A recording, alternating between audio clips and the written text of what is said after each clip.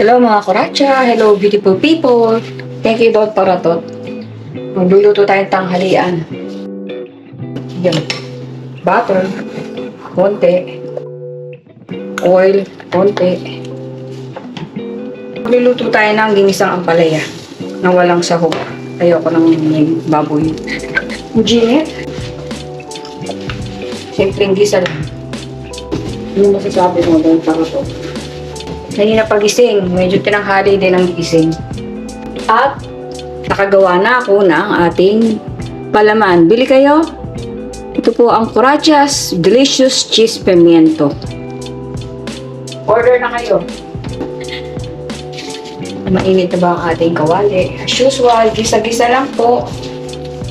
Ito ang ating bawang, mga piraso, saute, garlic, onion, maliit na pirasong onion. Gisa lang po ito. Hindi na nilagyan ng sahog kasi aalisin ko rin. Para dire-diretso kain. Wala nang mga kung anik-anik pang tukutuhan ko pa yung paghambaboy. Hindi ko talaga nilagyan. Lalagyan ko lang ng pork, ay shrimp yan. Shrimp cubes. Buyon.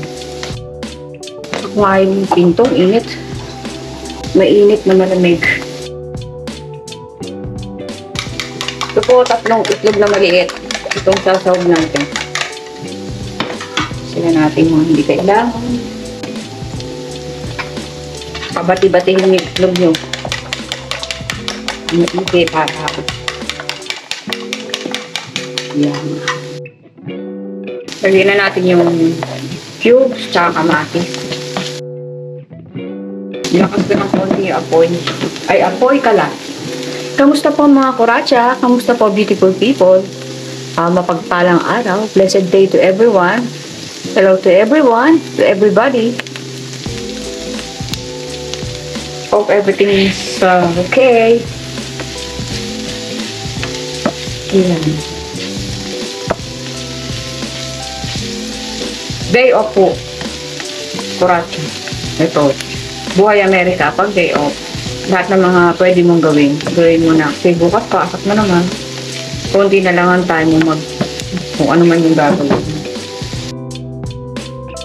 Nakapagbabad na rin ako ng salmon. At nakalimutan ka ang bawang pala. Speaking of salmon, ang bawang ay nakalimutan. Sana lang ako nabili.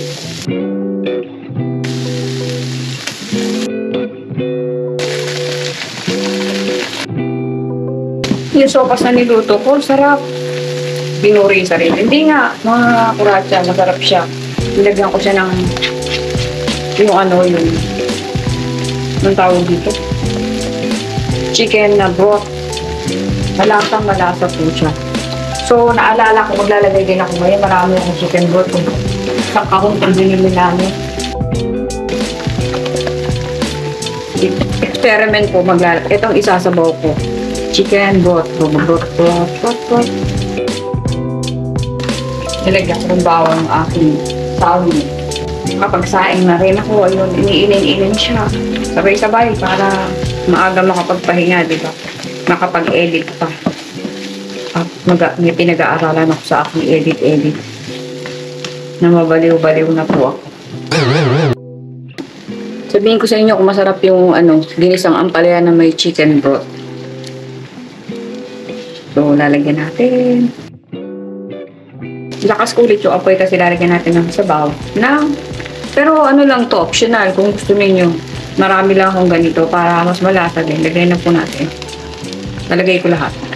Experiment. And then, takpan. Takpan po natin para makatipid tayo ng kuryente. Madali siyang kumulo. Tayo natin kumulo, saka natin ilalagay yung pinaka-ampalaya. Simple lang po, diba? Di sana pagluto na rin ako nito, mahilig lang talaga ako sa ampalaya. Maganda rin naman po sa katawan niya, ng sustansya. Bulaga. Ayun, kumukulo na siya. Lagay na natin to. Dalawang medium size na ampalaya. Priscilla Almeda, halika, may ampalaya dito. Gusto mo na ampalaya naman. Ampalaya. Namimiss ko to si Priscilla Almeda. Kailan ka ulit babalik dito sa United States of Jamaica? Dadagdagan ko ulit ko pag pumunta ka dito para mamasyal tayo sa seafood. Seafoods lang pala. Seafoods pa rin. Oy, seafoods, baka naman ha. Sobrang promotion ko na sa inyo. So, ako po pagka yung ampalaya niluluto ko, hindi ko siya tinatakpan. Sabi nila kasi, iniiwasan kong takpan kasi sabi nila, pag tinakpan mo daw, jujuet, papait. So, hindi ko siya tinatakpan. Ewan ko kung totoo yun, wala naman mawawala, diba? Total, kumukulo na siya. At tinodo ko yung apoy para mas madaling kumulo. Bilisan mo na magpahinga na ang kuratsa. Babae, walang pahinga. Napagod din po, hinihingal-hingal na rin. Biruin nyo, gigising ka na alas 3. Hindi po ako nagreklamo, nagkukwento. Tapos, yun po, group namin yun. 3. Bago, excuse me. Pagising ko, maliligo na ako. Habang nag-aayos ako, naka-live kami. So, kakain na ako, magbibihis, and everything. Tapos po, papasok, habang naka-live pa rin. Habang nagda-drive, naka-live pa rin.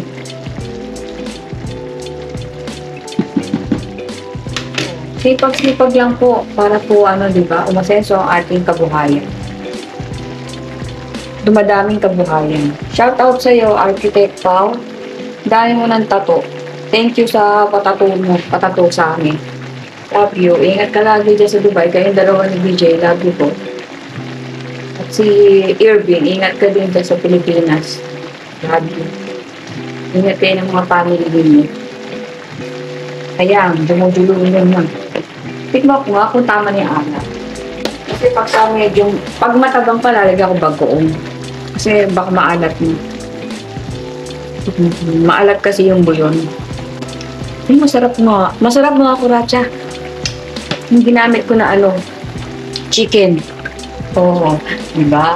Pwede pa natin lagyan ng bagoong. Sisimutin na natin. So, meron pa ako sa doon.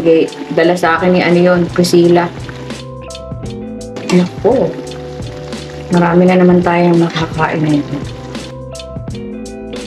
Sinibigan ko kasi wala na pero may bago pa doon yung dala nga ni Priscilla Almeda. Thank you. Masarap siya.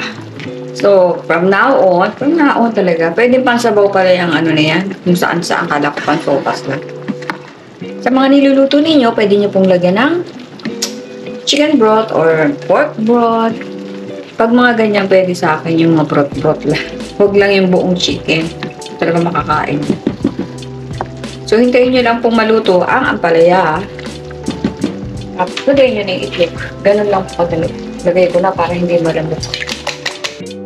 Full from the rich. And then, yan na po. Nakasan ko para yung medyo matuyuan. Hindi maraming sabaw. Para mas malasa. Hindi po ba? Ayan ang ating tanghalian. Sasalin na natin siya mga kurachichay. Huwag katatapon.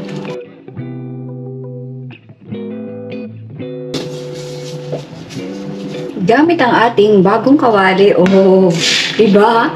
Bago kawali ko. Ano kayo? Bili ko pa sa IKEA to. Ay, magpiprito tayo ng salmon. Kakalimutan ko lang, bumili pala ako ng kawali. Nahinaya naman ako itapon to sa bulok ng paborito kong kawali. Deep fry po gagawin natin dyan. So, that's our lunch for today. Mga kaporacha. Nandiyan pa ba kayo? Lipit-lipit din habang nagluluto ko ako, kaya ako nakagrab, naghuhugas din ako ng mga pinagamitan para hindi maipon-ipon. So, hintayin lang natin siya uminit. Iprito ko lang itong aking salmon. Ganito po. Minabad ko lang sandali. Nalasa na yan. Tinapangan ko na lang yung lasa. Dinagdagan ko ng asin. Nilagyan ko siya ng patis, konting toyo. Huwag masyadong maraming toyo kasi masusunog. Lasa na rin yan.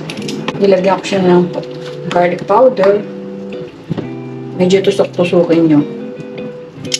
Para pumasok yung lasa. Kasi ngayon ko lang binabad. Pero matagal-tagal din. Uy. Dylan Pogi, thank you for watching. Hi Dylan. Love you. Goy. Chen Chen. Hi Alexa. Love you. Ayan na. Maginit-ginit na siya. Testingin natin. Sayang pa rin kasi yung mababad ng konti.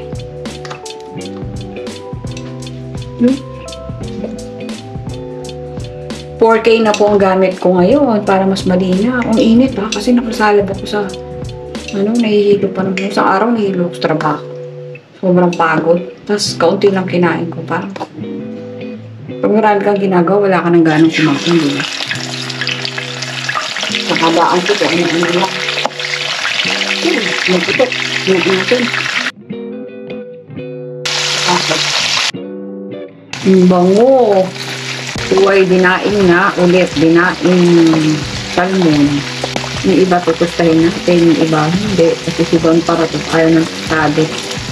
Ito naman. Tulong-tulong. Hindi yung pakalagay din. Bakit kayo yung sana ito?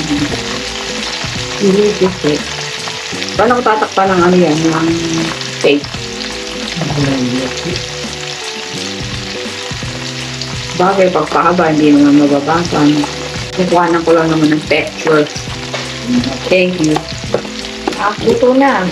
Ayaw mo tostado, di ba? Tingnan mo okay na sa ito. Nagbablog pala ako. Nakalimutan ko.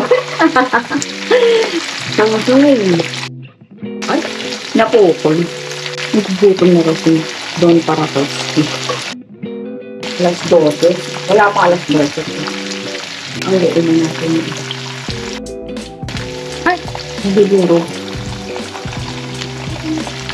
Yung kulay dilaw, nilagyan ko siya ng turmeric powder again. Saka nilagyan ko siya ng lemon. Bawang, kalansik. Kunti lang ituto kasi pag nagkala, hindi na masarap eh. Slice niya na doon. Tapos nilalagay namin sa prito. Ganun. Ang Mountain Dew, may maraming caffeine, sabi ni Mutok. Nag-comment siya dun sa aking Sabi niya, hindi ka makakatulog niya, madaming caffeine niya. Kaya pala nung pagkainom ko ng Mountain Dew, di ba? Naalala mo, hindi ako makatulog. Kala ko pag clear ang mga inumin, walang caffeine. Akala mo lang yung kuratsa, pero hindi. Hindi. Boye? Tubig. Abay! Sick! Oh! My God, tumasik yung mantika. Sa mukha ko. Bumitik. Mga kuratsa, natalsikan ako ng mantika sa mukha. At saka sa kamay, nilagyan ko na toothpaste. Hello? So, yan na Bumitik, nakita nyo? Tinap ko muna yung camera, pero to the rescue ulit si Don Parato. Hinalo-halo niya yung aking niluluto. Pwede na to. Ang sakit. Ano ba yan? Lagi na lang, ha? Ayan, nagkandamula-mula na. Natusta na yung aking skination. Ayan, delikado pala yung nila. Favorite ko pa naman gamitin. Ayan na. Okay na yan. Nahanguin ko na. Ito na po ang ating finished product, mga kuratsa. Kain na po tayo. Sugatan na naman ng kuratsa. Natalsikan ng mantication. Lamusiness overload. Kain po. Nagugutom na si Don Parato.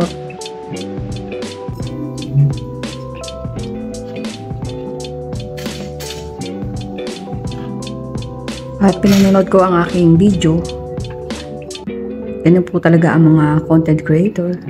Pinanonood ang sariling video.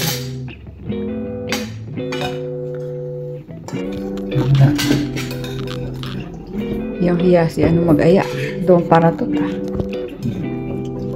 Ay na, galit.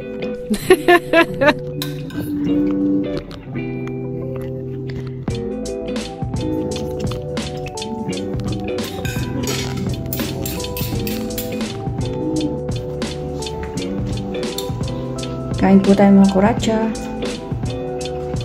Doon para to, magaya ka. Kaya na. Kain na. Para nagbumura. Kain na. Huwag sana maraglag yung aking sarap po. Kain po. Ang palayasin. Basila, ang palaya. Kain tayo. Sarap. Sarap na, nilagyan ko siya ng ano, mga kuratsa, nilagyan ko ng ano, yung chicken. Ano ba binili natin sa Costco? Chicken brorot.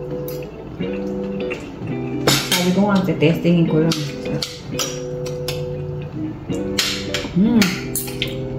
Sarap. Kain po.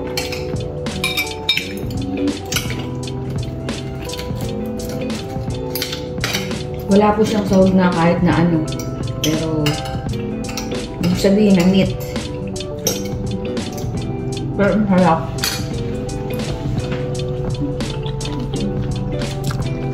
Doon para tot, artista ka na. Ang pogi mo dyan, dyan ka lang, huwag nga alis dyan.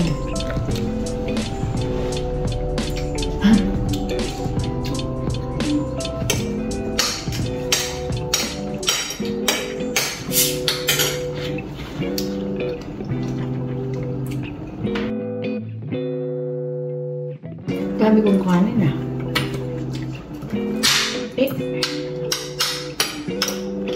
Sinok pa. Madalas pa may kanin sa'yo.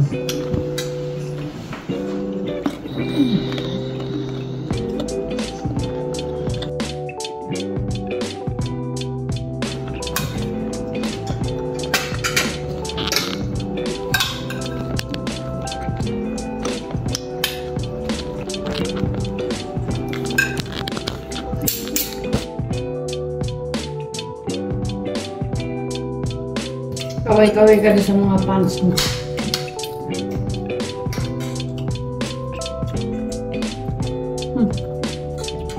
Kanta ka lang tuon.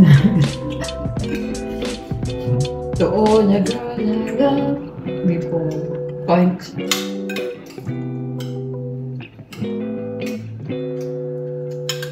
Malaglag na naman ang mga panty nila.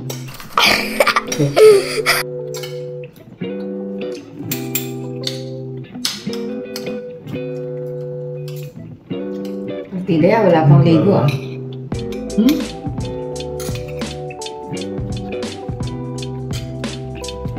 Ligo.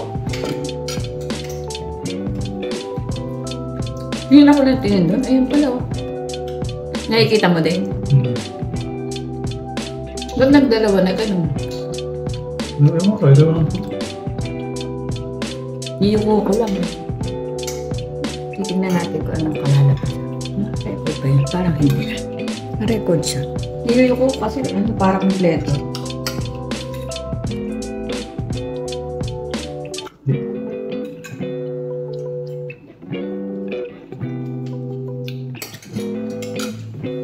Di 75% ng kagapuan yung nakikita ko.